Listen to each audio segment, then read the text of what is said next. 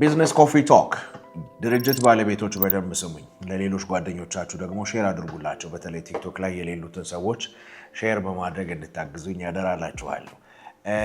ቢዝነስ ራን ስታደርጉ 3 ነገሮች በየቀኑ ማድረግ መቻል አለባችሁ። ለእነዚህ 3 ነገሮች ጊዜ መስጠት አለባችሁ። ታውቃላችሁ፣ ጊዜ አይሰጥህም፣ ጊዜ ነው የምትሰጠው። ስለዚህ ለእነዚህ 3 ነገሮች ጊዜ ሊኖራችሁ ይገባል። አንደኛ ለራሳችሁ። ለምን? ራስህን ማረጋጋት የምትችልበት ከራስህ ጋር የምታሳልፍበት ጊዜ ከሌለ እና እሱን እንደ ቅብጠት የምታየው ከሆነ እመነኝ ድርጅቱን አደጋ ውስጥ ትጥለዋለህ።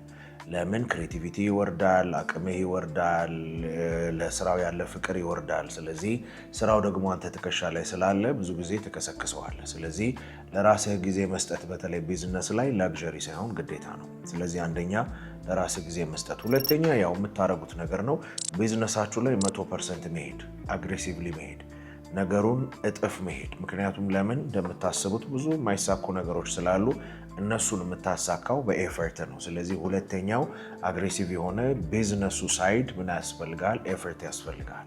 ሶስተኛው ደግሞ ከቲሞቻችሁ ጋር ጊዜ ሊኖር ይገባል። ወይም ደግሞ በሌላ ቋንቋ ተቋሙንም አንድ ላይ ይዘ መሄድ መቻል አለብህ። ብዙ ጊዜ ስራ ላይ ብቻ ፎከስ እናደርግና ወይ ደግሞ ሲመጣ ወይ የሆነ ጊዜ ላይ ነው ሰራተኞቹ እንዴት እየሰሩ ነው ምናምን የምትለው። ይሄ ደግሞ አያስኬድም። ስለዚህ ሁሉንም አስኪደህ ይዘ መሄድ ስላለብህ እነዚህ 3 ነገሮች ዴይሊ ስኬጁላችሁ ውስጥ መግባት መቻል አለባቸው። መጀመሪያ ለራስህ ጊዜ፣ ሁለተኛ ቢዝነሱ ዛሬ ፈቀቅ ከማድረግ አንጻር ከማስኬድ አንጻር ምን ታስኮች መደረግ አለባቸው፣ ሶስተኛ ደግሞ ዛሬ ከማጋለዋል ቶፕ ፐርፎርም ከሚያደርጉት ጋር ዋን ኦን ዋን መዋል ይሻላል ወይ ስብሰባ መጥራት ይሻላል ወይ ደግሞ ስታንዳፕ ሚቲንግ ኤኒቲንግ ማድረግ ትችላለህ። ስለዚህ እነዚህን ሳታረግ ግን አንዴ አንዱን ስታረግ ሁሉ ነገር ተከልብሶ በኋላ ላይ ድርጅት ላይ አደጋ ላይ ይመጣል ማለት ነው። ስለዚህ እነዚህ 3 ነገሮች እንደ ትክክለኛ ቢዝነስ ፐርሰን ልታስኬዷቸው ይገባል።